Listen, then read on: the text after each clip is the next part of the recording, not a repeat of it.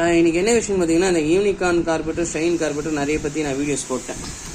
அதேமாதிரி என்ன விஷயம்னு பார்த்தீங்கன்னா, மெயின் விஷயம் இதில் வந்து நான் ஹோல்ஸ் போட்டு மாட்டுங்க அப்படின்னு சொல்லியிருப்பீங்க.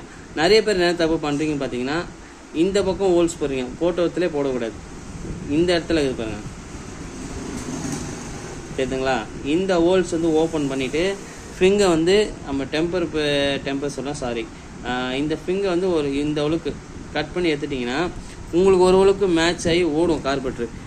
இதில் இன்னொரு விஷயம்னு பார்த்தீங்கன்னா, இந்த கார்பெட்டில் ஏன் இந்த கார்பெட்ரு ப்ராப்ளம் வருதுன்னு ரொம்ப நாளாக யோசிக்கும் போது தான் ஒரு விஷயம் கண்டுபிடிச்சேன். என்னன்னு பார்த்தீங்கன்னா, இங்கே பாருங்கள், இந்த ஸ்டைல் வந்து இல்லை, இப்போது இது வந்து ஃப்ரீனஸ் ஆகிடுது.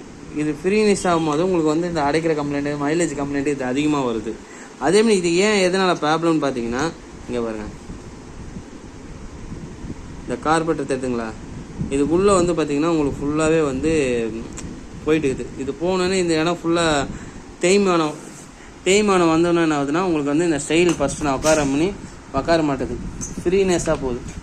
இங்கே பாருங்க, இந்த அளவுக்கு ஃப்ரீ ஆகுது. இதுக்கு என்ன வழி பண்ணியிருக்கோம் பார்த்தீங்கன்னா, ஆல்ரெடி சொன்ன மாதிரி தான், ஹோல்ஸ் போட்டு ஃபிங்கர் கட் பண்ணிங்க சக்ஸஸ் கொடுக்கணும்.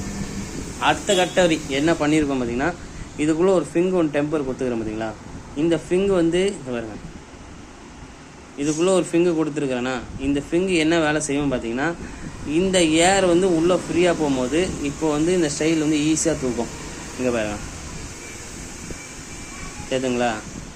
இது வந்து இப்போ நீங்கள் ஏர் உள்ளே ஃப்ரீனஸ்ஸாக போகும்போது இந்த ஃபிங்கர் இருக்குது பார்த்தீங்களா, இந்த ஃபிங்கு வந்து டெம்பரில் வந்து மேலே தூக்கி விடும். இந்த மாதிரி தூக்க சொல்ல என்ன ஆகுனா, உங்களுக்கு வந்து இந்த அடைக்கிற கம்ப்ளைண்ட்டு, இந்த பிக்கப்னஸ்ஸு இதெல்லாம் கம்ப்ளைண்ட் வராது. அப்போது இந்த ஃபிங்கர் நம்ம டெம்பருக்கு உள்ளே ஒரு சிம்பிளாக ஒரு ஃபிங்கர் டெம்பர் கொடுக்கும்போது இதோட வேலை வந்து மேலே வந்து இப்படி போகும் பார்த்தீங்களா. இது இப்படி போய் கீழே வரும்போது இந்த கீழே இருக்கிற ஃபிங்கர் டெம்பருக்கு என்ன, இந்த மேலே இருக்கிற ஸ்டைலை வந்து மேலே தூக்க சொல்ல உங்களுக்கு இந்த அடைக்கிற கம்ப்ளைண்ட்டு, இந்த மைலேஜ் கம்ப்ளைண்ட்டு இதெல்லாம் வராது. அதேமாதிரி நிறைய பேர் இந்த யூனிகார்ன், ஷைன், இந்த கார்பெட்லாம் மாற்றுவீங்க.